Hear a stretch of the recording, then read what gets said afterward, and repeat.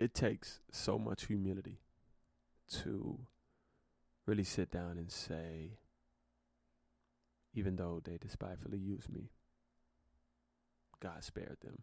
Please spare them. I'm praying for them.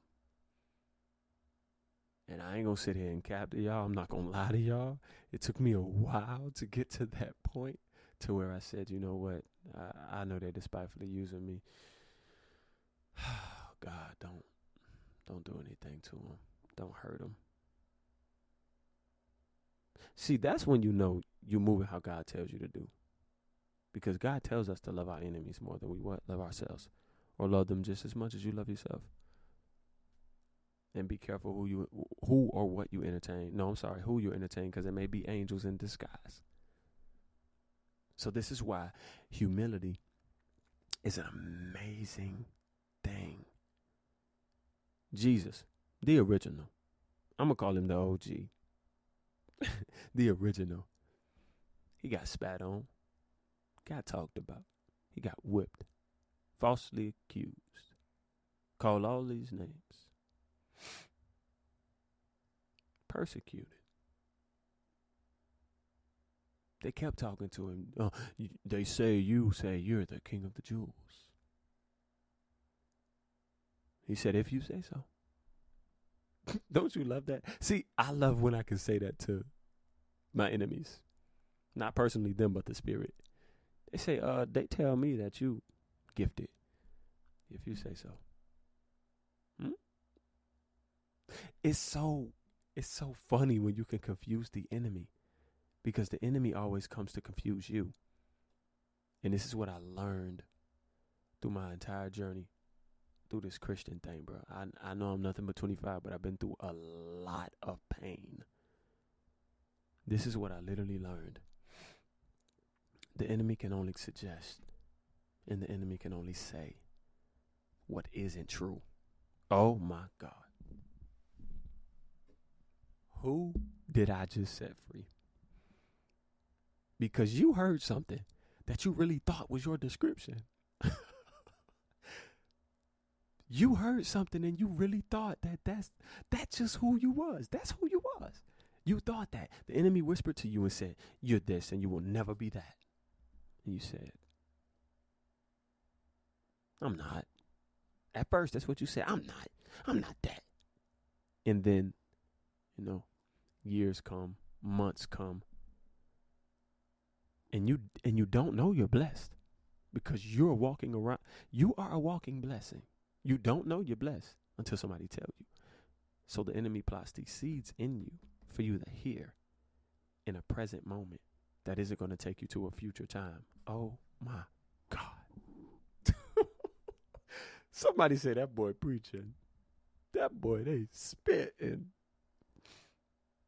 That's what the enemy does. The enemy only lives in that moment. And he always brings back, past crazy things you did, like, especially when you chilling. Like, oh, man, oh, God. Let me tell y'all this, because y'all my family, you know what I'm saying? Let me tell y'all this, man. So, it's crazy.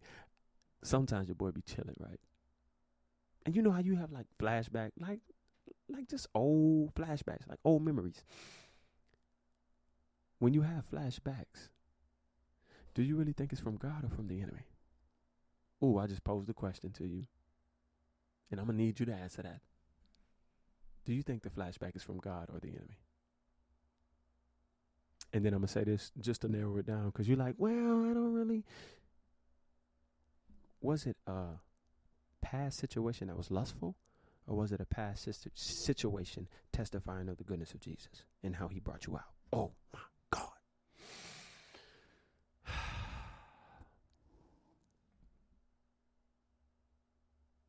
What y'all want your boy to say?